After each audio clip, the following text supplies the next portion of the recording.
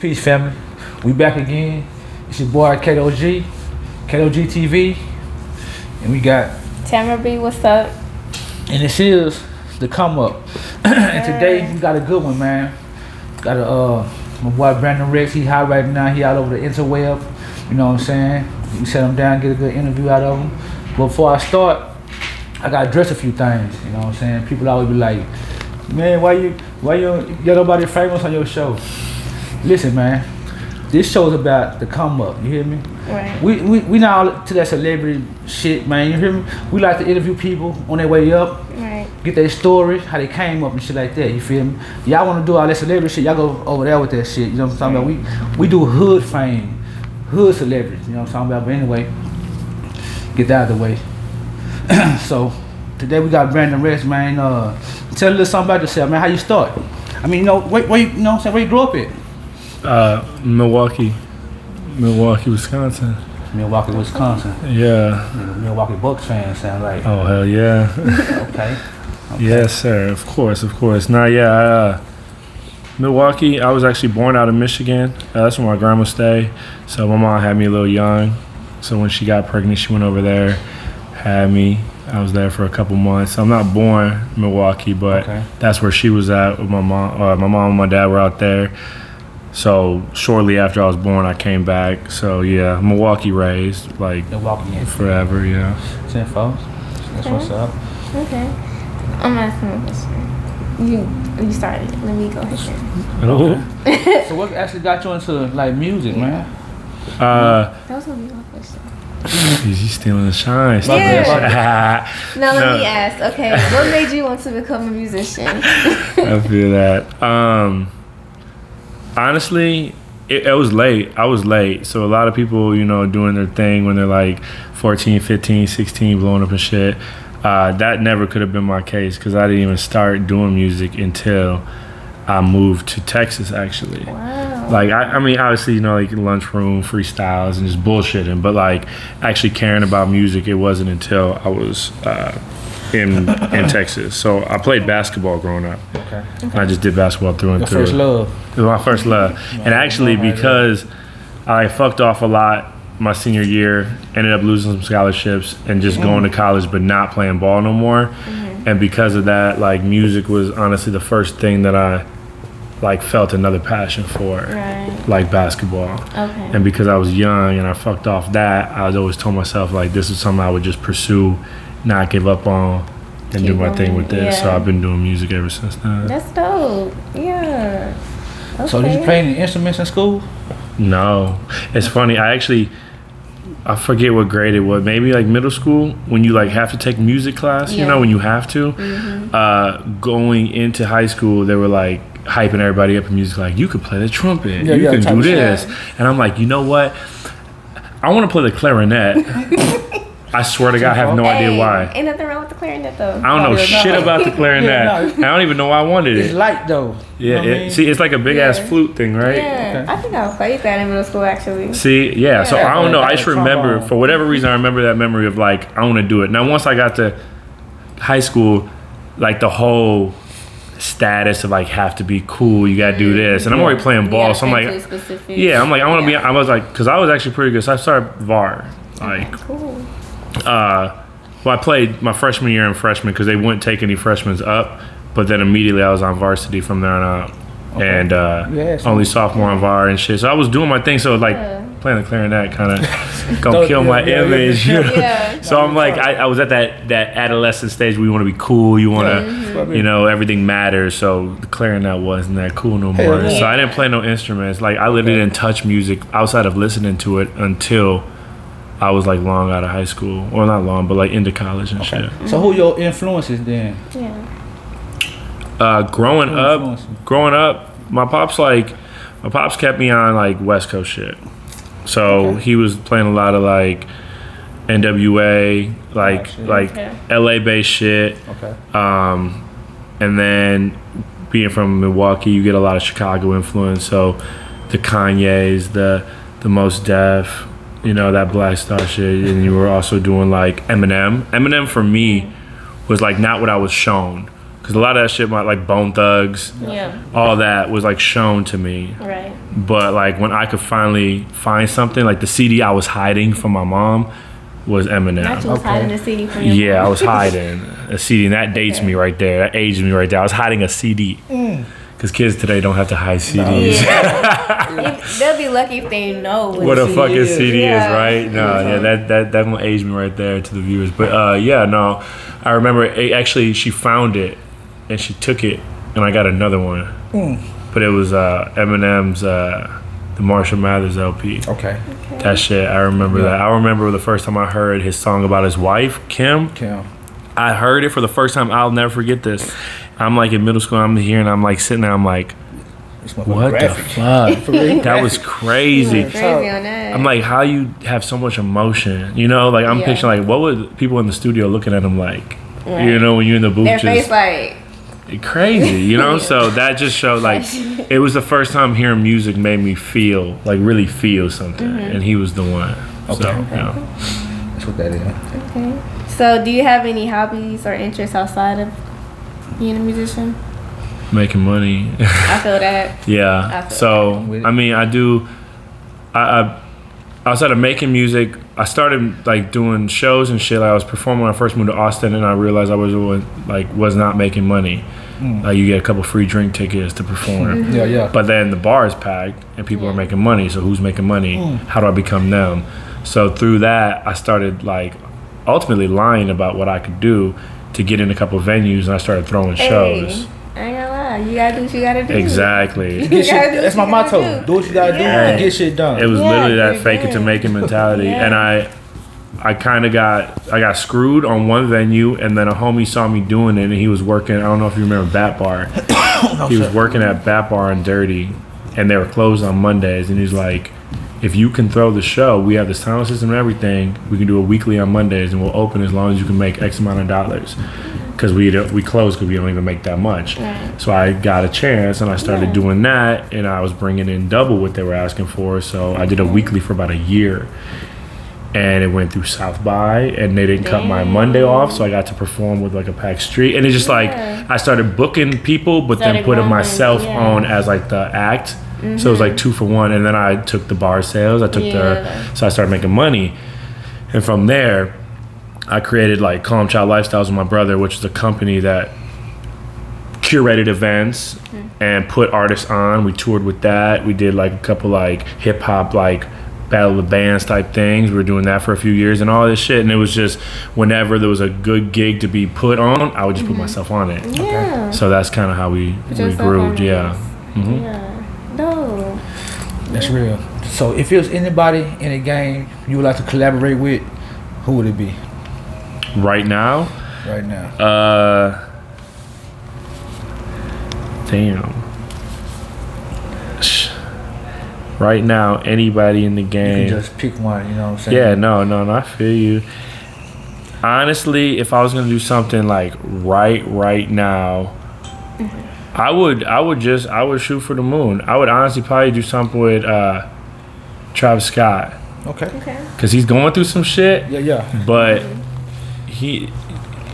the next thing he does big, people are gonna pay attention to it. So I would just jump on that wave, and I've always liked his style. I like he got the Texas, so I'm out here in Texas now. My last song that I put out, everybody keeps comparing to that. So that whole like that vibe, that dark but still commercial pop vibe is kind of where my shit be at right now. So it just fits. It fits the mold, and if I'm gonna do something, if I can do it, commercial's cool. Get the cat. Bring the cat. He come here. Good boy. Come here. Yeah, that's Henry right here. Get the cat, fam. That's Henry. This Egyptian cat, man. Can you give him like a little knowledge on the cat? Like little. He's actually. It's funny because people think because they're Sphinx that they are Egyptian. There's no Egyptian background. They're actually. You know where they fucking started? What about?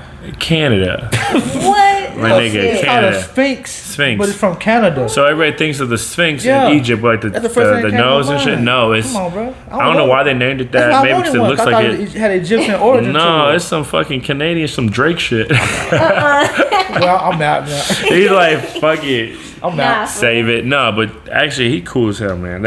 I wasn't a big cat person, but when I we got him. My lady wanted them, so we talked about it, and we got him because they're the closest thing personality wise for a cat to a dog. Okay. So like he wants to be greeted. He wants to. He had no fur. So he's always cold, so he wants to cuddle. Yeah. Like you got that endearment from him. It's So actually my Look, spiritual. he's that's my like, I know y'all spiritual talking about me. Oh, yeah, he's showing out right now. He's definitely showing out. So I had him. I don't know if you saw, but I had him in my music video. Yeah. So he was in my music video. Stand that. River, which is essentially the lyrics are about the obsession of a woman. Okay. So the music video, I had him the whole time to Yeah. kind of make it a joke that my obsession is actually about this cat. Yeah. So that was the whole like gimmick on that one. But, Okay. That's cool as hell though. I like how you did that. Okay. I appreciate you. Yeah. Okay, so what is one message you would give to your fans? As cliche as it is, just be true to you. You know, I feel like especially with social media nowadays, Yes, sir. there's a algorithm people feel like they have to follow to like go viral or to get likes or anything, and it's so important to have X amount of likes or you're gonna delete that photo because it ain't generated and it don't look good. You're gonna take X amount of photos until you find that photo.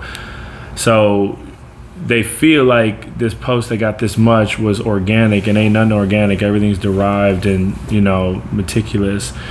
So just be who you are, and with that will come some genuineness that people will rock with or they won't. Right. But people can read through like fake shit. The Like a bullshit. motherfucker. Yeah.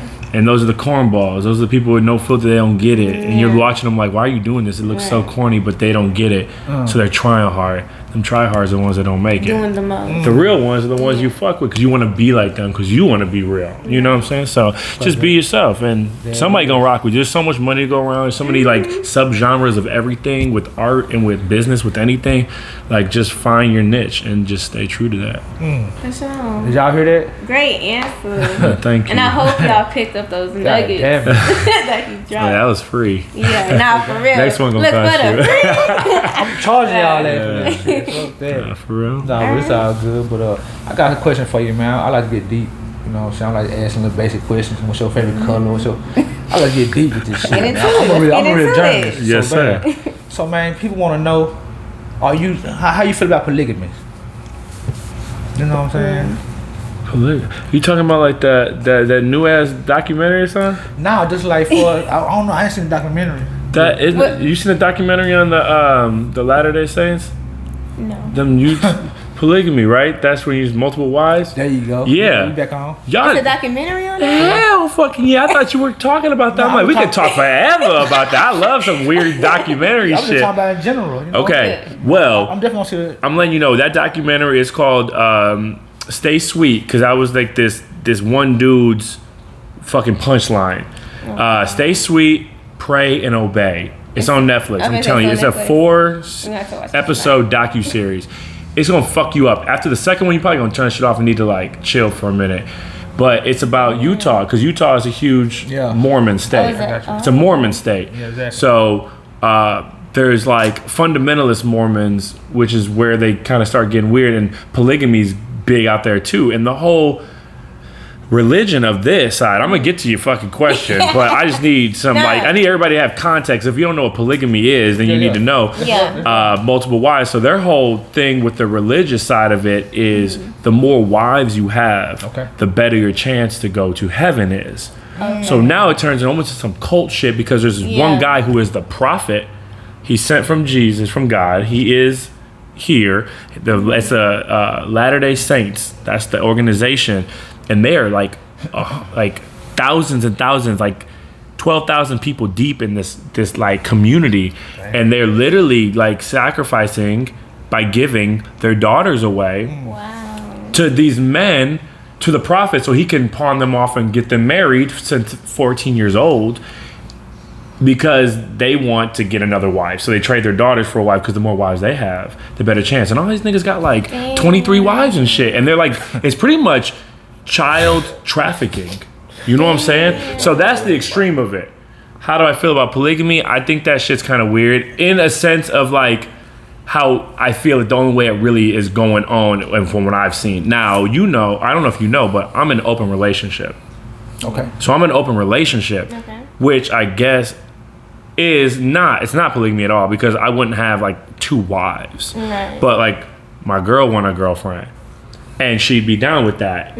So in that sense, I'm cool with like different like relationship subgenres and whatever you and your partner are cool with, and like y'all follow the rules, y'all respect each other. It's about understanding. It's definitely about like, what are you into, what am I into, and if your shit ain't what I'm into, that's cool. You do you. Some people like monogamy, some people don't like monogamy, some people want polygamy. Like there's so many. It's almost like the LGBTQ community. There's so many ways to say how you love and express and be who you are.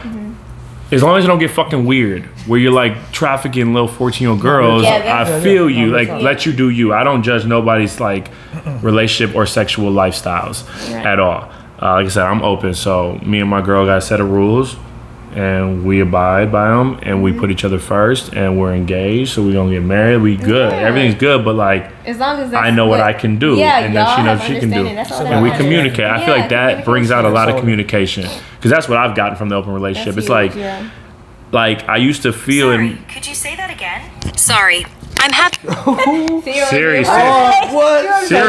like, wait, I'm texting Amber right now. Nigga, you are cap. She don't like that. She don't even know about them bitches. No, but like for real, like when it comes to that shit, it's like sorry, I'm not picking my nose, I'm just playing with my ring. It was something I'm like, okay, so when I'm in a monogamous relationship, I feel like I have to not be sneaky, but like if I go out like right now, and if you were just here and you were like, I met you in the bar and you're like, hey, I do this and you want to be on the show, and I'm like, yeah, but like now my girl's like, what were you doing? I'm like, I met somebody, they were pretty cool, they want to put me on a show. What's his name? Or I feel like I gotta kind of dodge shit, because I don't want the unknown to fuck with her. Right. You know what I'm saying? But when you're open, the only rule we really have is like, you gotta tell me everything, and we work through jealousy and we respect and we trust each other. So now I'm just like, no, I met old girl. She's like, was she cute? Yeah. She give you her number? Yeah. You want to fuck? I fuck. Yeah. Or no, we're just cool. We just met. So she's talking about an interview. So I'm just gonna do an interview, like straight platonic. Like, but like I don't feel like I have to sugarcoat, hide nothing, because until I do what I do, and as long as I'm communicating, you have no problem with me just like flirting, having a good time. And I know my number one is you. Like that, and that's all that there is. And that shit really makes things easy, and it translates into other things of life, like wash the dishes. You never wash the dishes. If I could tell you that I'm attracted to somebody else, I could definitely have a conversation about dishes. Like that should be easy. You know what I'm saying? So the hard part's out the way. Now communication is that much tighter, because everything else is easy. Then it's real. Yeah, it's and real. you know you can trust that nothing's malicious. We ain't secretive. We ain't hiding nothing. Like at a higher level. So it's just the communication is really what you get from that. Keep the game. The nuggets. It's not for everybody though. I get that, because some people just if you cannot handle your partner ever like fucking somebody else, then you can't do it. I get that. No, for put some feelings to the side. Like could you do that? Could you do it? Yeah, and there's nothing wrong with that. There's nothing wrong with that. Exactly. Like per relationship, like if that's what you and your partner agree on, that's all who should be worried about it. And y'all the only ones who gonna be doing that shit. 100%. That's just y'all business. 100%. 100%. People need to mind their business overall. Big fast. Yeah. Big That's what fast. that is, man. Shit. It's getting deep, man. No,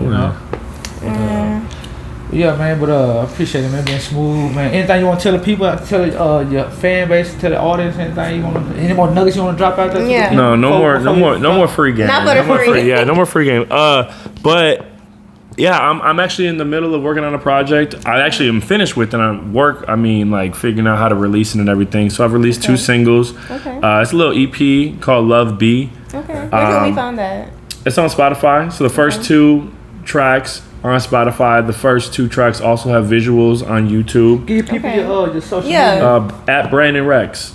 BRANDENREX. Instead of like Brandon being ON, it's EN. My mom made me very impossible to Google. We'll put it in the caption. Yeah, please do, because that'd be confusing as fuck. But if you look that up, River and Cheat Her are my first 2 ones. One got the cat in it, and then I got 2 more coming out. I'm about to release the next one right here next couple weeks. So yeah, that's where you at. what that is, man. Yes, sir. Yes. I appreciate y'all having me. Nah, we will be checking you out in the future, man. You know what I'm saying? Once again, it's your boy Kato motherfucking G. Yeah. Tamara B. And it's